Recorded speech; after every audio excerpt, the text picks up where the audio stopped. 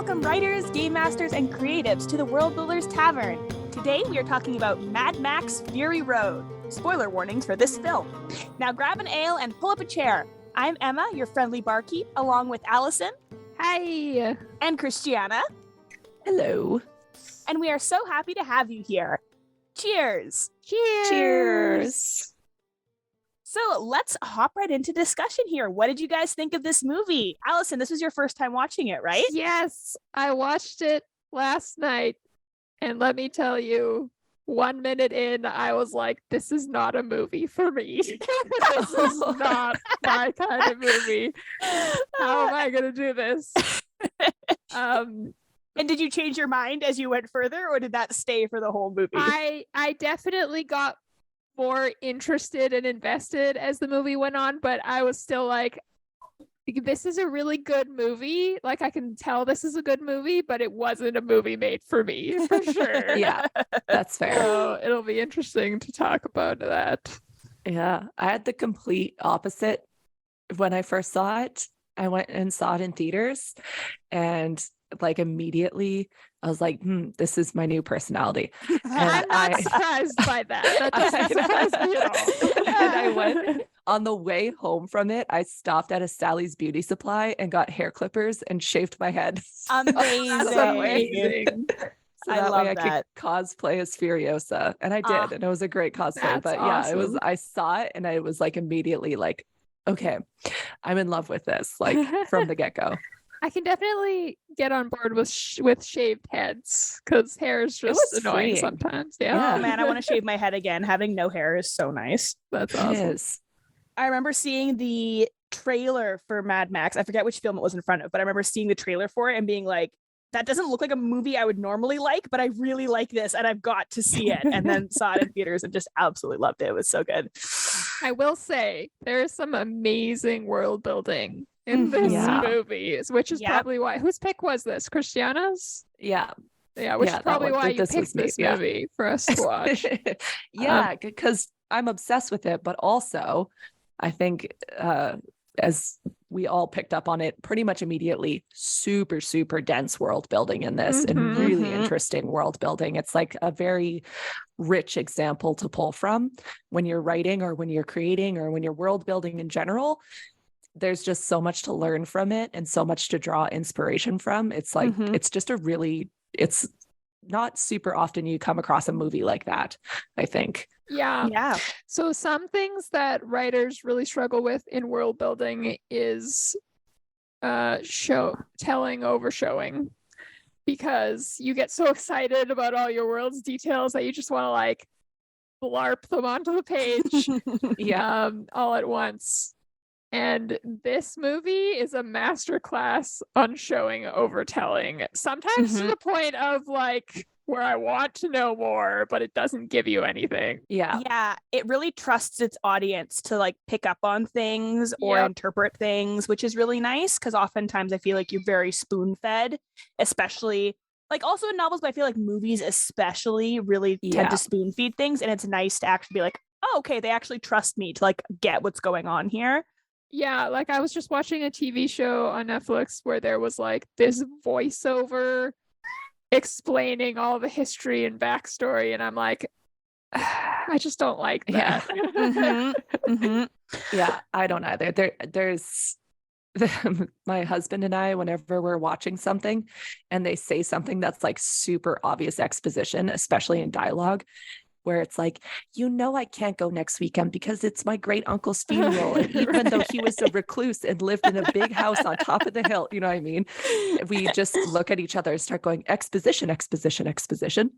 Yes, exposition. Like that's the whole conversation. So Mad Max Fury Road does not do that Yeah. at all. Yeah. Allie, what were some of your favorite showing, not telling moments in the movie? So one thing I really liked about what they did is they gave things names, and the names or slang immediately evokes sort of an idea of what that thing is. So for example, the women are called breeders, which immediately tells you these are property. Mm-hmm. They're only valued for having babies. Yep. They had their what's the villain's name? Immortan Joe. Immortan Joe's group are called War Boys, which kind of gives you this sort of weird juxtaposition of innocent and warrior. Like they're not called war men, which would give you a very different idea. And I think was his name Nux? Yes. The Nux character very much was that weird juxtaposition of innocent but also like a warrior. It was very strange. Blood babes, I think that was really weird. Sorry, go ahead, Christiana.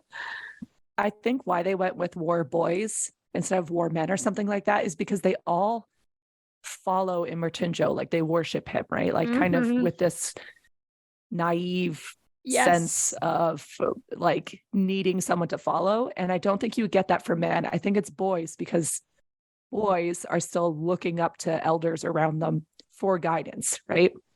And how to operate in this world. They're also I just think all young, like you don't see a lot of full-grown adults. Like at most they're teenagers. The kind of oldest are like Immortan Joe's like inner circle, but clearly even with Nux, he's got those, tumors. Like they die, they're riddled with cancer. They all die young. So like I think they're also like just young people. So boys literally probably boys. Even more, yeah. And that's another thing the show doesn't ever explain. Like why are the war boys albinos? Why are they cancerous and other people aren't? Like what? It just doesn't say. You're just left to kind of guess. I assume they're albino because Immortan Joe is. I think a lot of them are his offspring. That's what I inferred from it. I kind of that's the that beauty as well. of this movie. That might not be the case.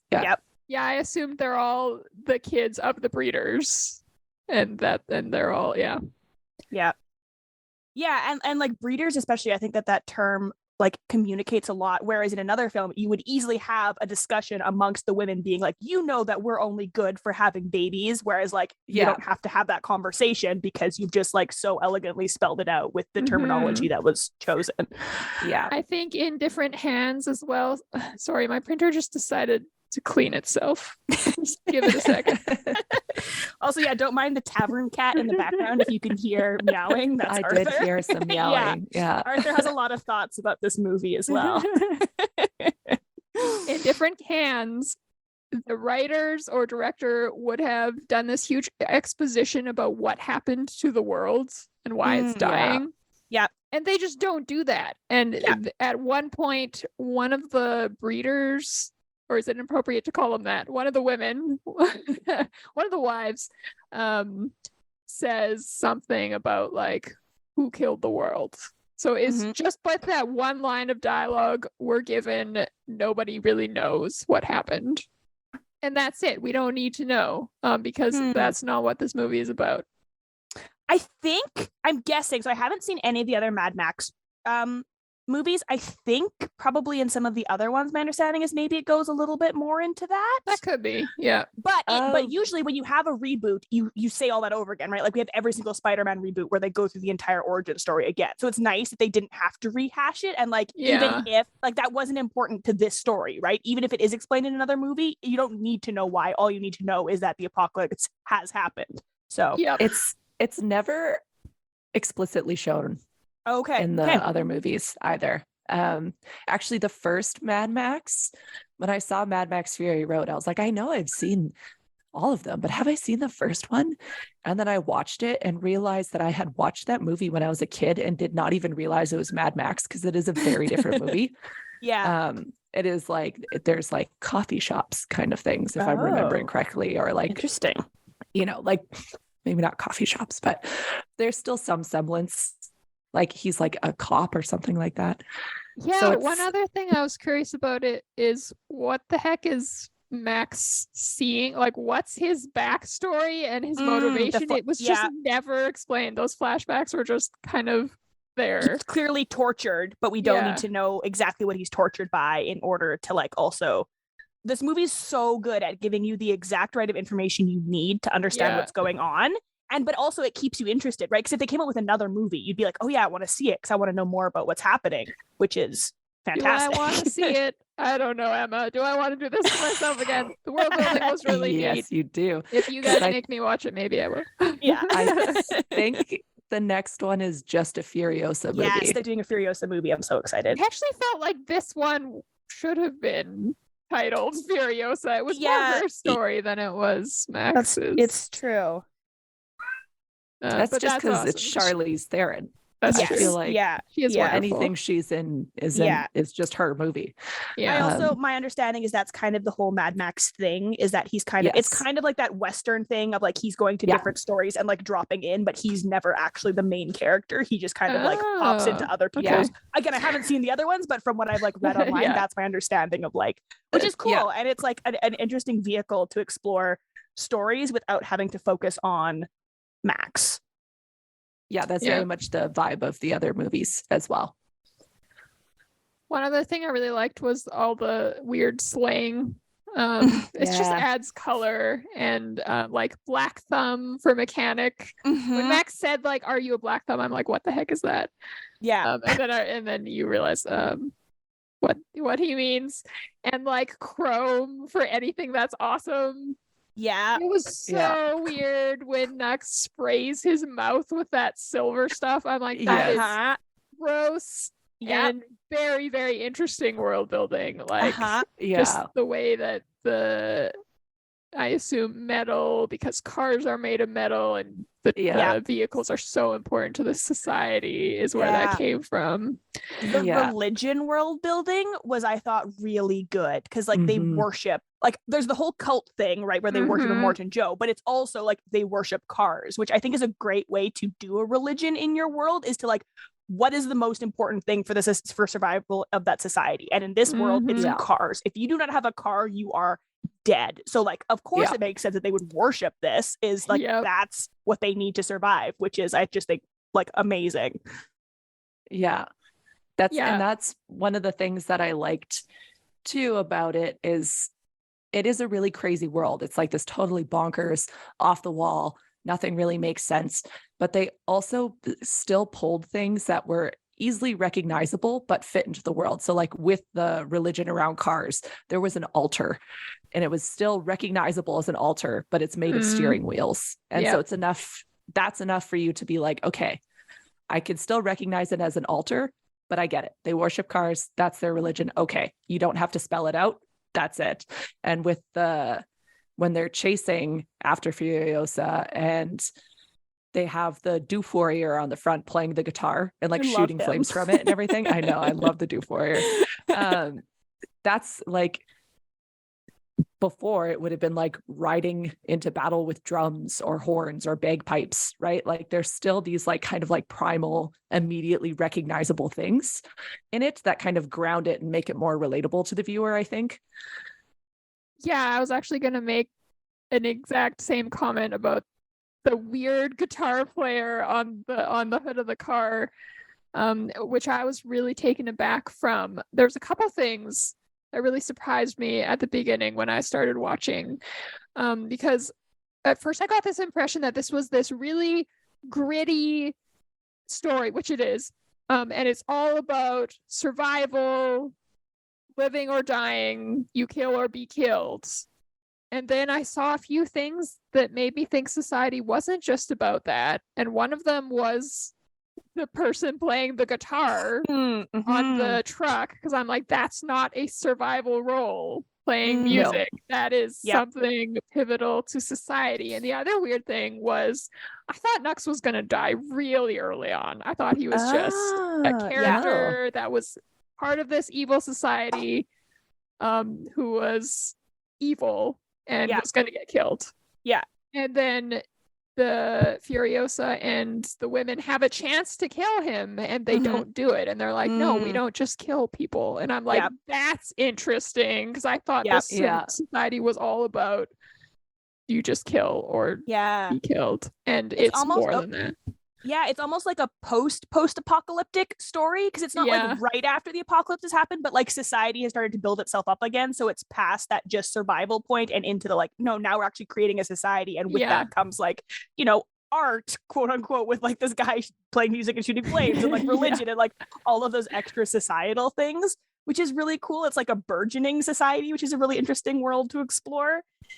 And I thought another thing that they did really well in the world building was the gender politics and like feminism of the world, because I think we've all seen examples of that done really like poorly, or like when you're trying to like espouse a moral being like hit over the head with it, like again with that exposition of like, well, that women are more than just blah blah blah. But in here they like do that in really subtle ways, like, but they never do it at the expense of their female characters. Like this really, it's a story that centers on a bunch of wives who are like essentially sex slaves, but they are empowered and they're not like re-sexualized or traumatized. Like the camera, there's no, in many movies you would have like lingering shots of them and like looking all sexy and like, but this movie doesn't do that, because it's like it's an actual good story of them as people, which I thought was really good. Yeah, I agree with that a lot, Emma. And I think this is something I struggle with a lot, being a fan of horror movies. There's a lot of horror movies that people say, oh, you have to watch it, it's so disturbing. And I'm like, no, it's gross and it's not scary. It's not just because they have like a 5-minute long unbroken scene of sexual assault does not make it a scary movie. That makes it gross. Like you're exploiting something that like that actually happens to people. Yeah. And just doing it for shock value is really, really, really gross to me. And so I was nervous as soon as I realized watching it for the first time what was going on with the wives. I was like, oh God, don't let this be that. Right. Yeah. But I think exploiting is a really good word, because they're not like the movie does not exploit these characters. No, exactly. And it still shows, but it wouldn't do it justice to pretend that everything is fine. Right. They don't pretend that everything is fine, because that's probably what would happen in a post-apocalypse. Right. And so like they're not shying away from tough topics, but they're also not being gross about it. And I think that's like a really important thing for especially anyone listening. If you're building a world and you want it to be grimdark, like you can have a grimdark world without it kind of exploiting real struggles. Right. Yeah. I was surprised at how quickly I got attached to the wives, because this is not a movie you want to get attached to characters and like, I know that going in, and I'm like, these people are gonna die. Don't do it. And yet I was really sad when I forget what her name was. The one wife dies. She has an awesome name. Oh, all the wives have amazing names. Have really cool names. I forget what it is. Look up what her name is. It's not a normal. Zoe Kravitz's one, I believe, is Toast the Knowing, which is just fantastic. That's amazing. Yeah. I'm just looking up I think it started with an A. Angarad. Yes, which is like sounds like a very like Norse-ish name, which is also interesting because they talk about Valhalla, which is that's their afterlife. A Norse afterlife. Yeah. Anyway, the scene where she dies. The splendid Angarad is her full name. Oh, very nice. They all have very great names. Yeah. The scene where she dies was done really, really well, because you're like, oh, okay, she's risking her life. She's gonna die. The vehicle is approaching this sort of cliff, and she's kind of hanging out of it, and that she's gonna get like smushed. Yeah. And then she doesn't. She does something awesome and like avoids it, and then she gives like Max kind of this sort of like, I can't remember if it was a grin. It was a really good look though. It was like a relieved, or it was like a grim, like smile sort of thing. I did something really cool there. Yeah. And then and you're like, oh, she's okay. And you just feel like this relief, and then just the right amount of time goes by, and then she dies a few seconds later. And I'm like, and I just gasped and was like, no, that was done really, really well. Yeah. Also, I think they're the mothers. I forget. I don't remember if they actually have names. The old women on dirt bikes. Who, first of all, that's fantastic. But when they died, also that was like gutting, and like you get so attached. Like they did a really good job with making you invest in these characters. Yeah, it was. And I think there was still it was like emotional and intense and gritty, but there was still like some weirdly humorous moments too, which I Mhm. was impressed by, because how do you squeeze that into that world? You Yep. know? Yeah. But the like every single time one of my cats does something that doesn't impress me, I think about that scene where Nux tries to do the crazy thing and then he falls off, and then Emerton Joe just looks at him and goes, mediocre. Yeah.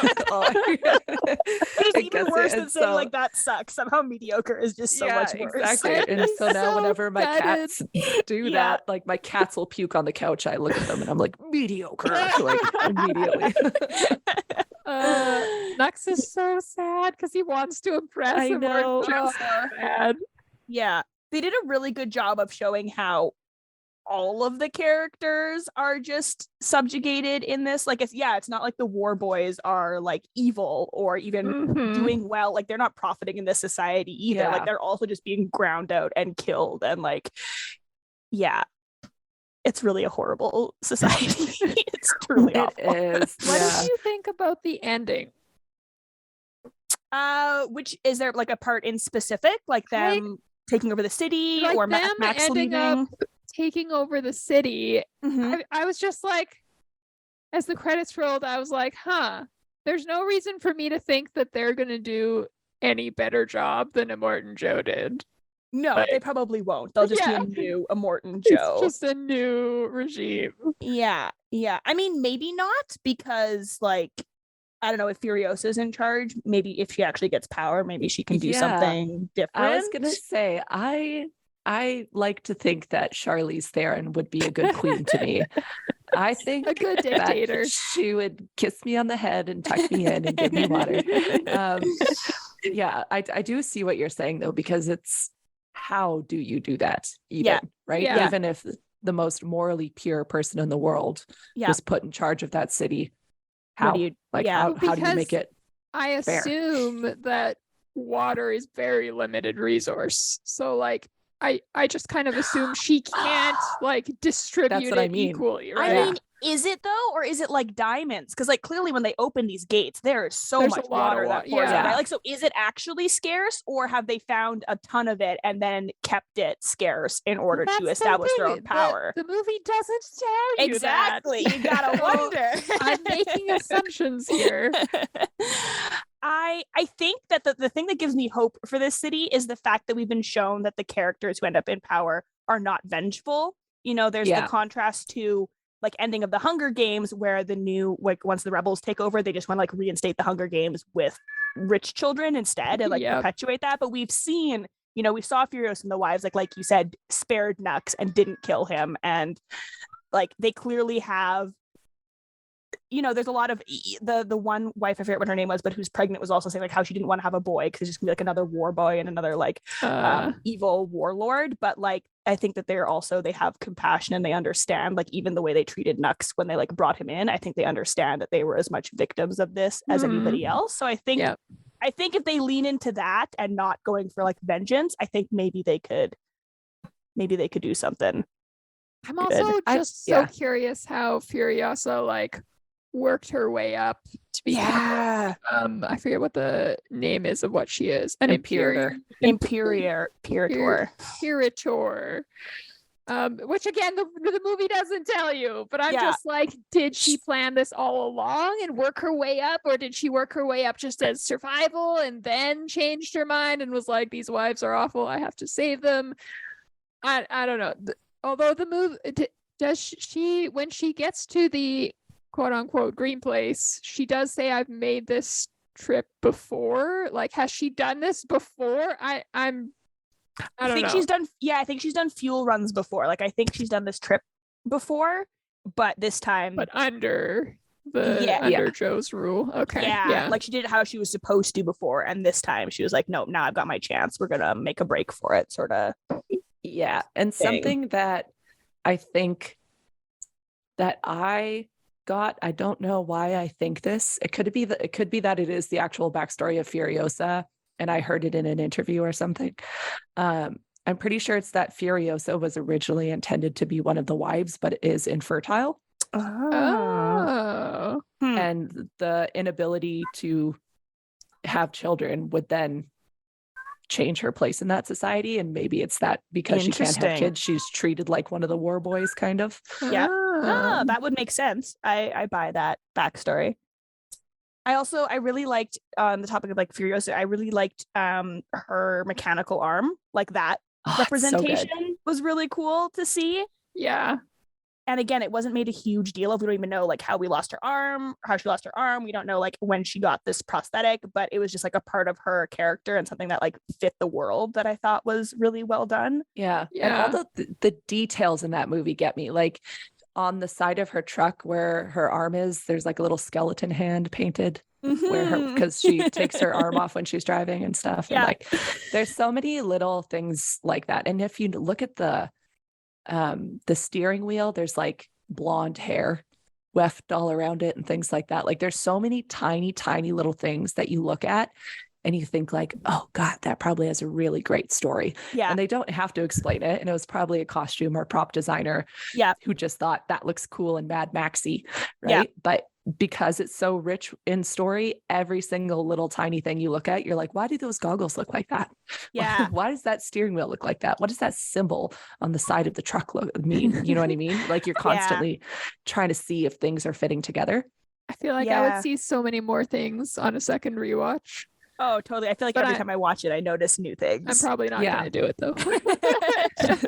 Yeah. No, it really, like Christiana said at the beginning, it really is a masterclass in just like, I think it was Christiana who said that, in like less Yes. is more. And like they just add richness to their world and you know that there's this deepness, but they don't boink you over the head with it by saying, oh, and here, this steering wheel this is its history and blah, blah, blah. So like, I just Yeah. think anybody who's creating a world, I think can learn a lot from this film. But I think, yeah, you know what? Maybe I'll save it for my question, actually. Ooh, okay. I have a thought about this world building. Well, this seems like a good moment for us to refill our drinks and listen to Allison tell us about today's proprietor's pick. Yay! Proprietor's Pick is where I highlight a new or upcoming book from 2023. New And year. And I usually try and tie it in to whatever we're talking about. However, post-apocalyptic fiction doesn't seem to be super popular right now. I think it's because we're living it. Yeah. Yes. I was just going to say that. I read books to escape.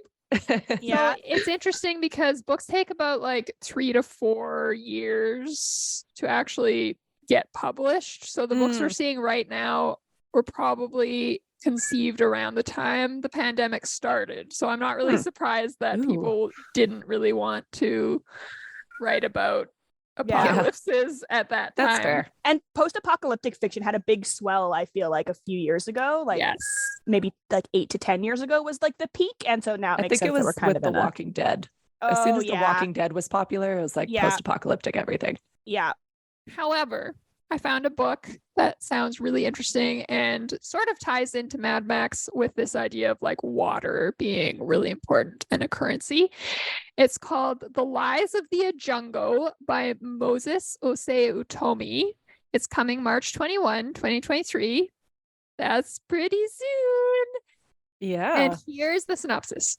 In the city of lies, they cut out your tongue when you turn 13 to appease the terrifying Ajungo Empire and make sure it continues sending water. Tutu will be 13 in 3 days, but his parched mother won't last that long. So Tutu goes to his Oba and makes a deal. She provides water for his mother, and in exchange, he will travel out into the desert and bring back water for the city. Thus begins Tutu's quest for the salvation of his mother, his city, and himself. This is by a Nigerian American author. It's a novella, so it's not going to be like too much of a chunk to read, or won't take up too much space in your to be read pile. And it sounds really exciting. That does. Yeah. That sounds great. I love the name City of Lies. I know. That's me a too. fantastic. So evocative. I already want to go to the City of Lies. Like I want to. I'm surprised that's not the book's title. Maybe that's the series title. I'm not sure. Oh, that would make sense. Maybe. No, the series is called Forever Desert, Mm. Ooh. but the City of Lies is very evocative. Yeah. Well, listeners, if you want your post-apocalyptic fiction to hit the shelves 3 to 4 years from now, we have some questions for you to apply to your own world building because it is time for last call. So my question for you is, how much of that world building are you going to show? Right. So we've been talking about how Fury Road does a fantastic job of show, not tell, but so much of what they're showing was informed by that world building. Like, I imagine that the writers spent a lot of time building that world and building the intricacies, and they all inform each other and work with each other, but then they zeroed in on that one snapshot. So when you are world building, I think there's sometimes a tendency to get lost in world building. And then you get so attached to this world you built where you're like, oh God, I came up with all these amazing ideas and I need to share all of them. They're still amazing ideas and they're still informing your story, whether they make it to the page or in dialogue or not, I think is my, don't be afraid to leave things out because they're still a part of the story, right? You're not losing that. You're not losing that work. So what parts are the most intriguing and give the most depth? That is great advice, Christiana. And I'm not just saying that because mine is very, very similar. My advice is to consider the balance between what you tell and what you withhold, and consider that less is more. So in Mad Max, I was left asking a lot of questions, and there were things that I actually would have liked to know more about, but I'm okay with that. And I think that's better than the opposite of too much information and just feeling like overwhelmed and like, this is just boring, or I don't need to know this. So consider like leaving your readers or gamers asking questions, and that's not a bad thing. And if you're worried about how to determine what the right balance is, the best thing you can do is get beta readers or alpha readers or play testers or whatever your medium is to do it. Let someone else, once you're done, let someone else read it and then judge from their reaction if you've done too much, if you've done too little, and take that into consideration because it can be really hard to know on your own what that right balance is. And preferably, like, I know this is hard, but multiple beta readers because everyone has differing opinions and you still have to kind of like balance that as well, which is the part larger of the crowd, the better. Part of the trick.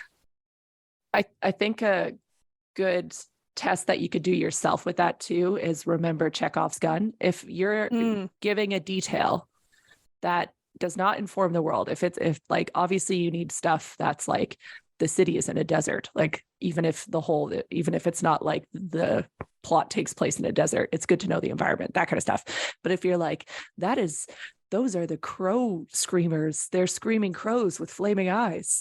And then the crow screamers don't come back or do anything in the story.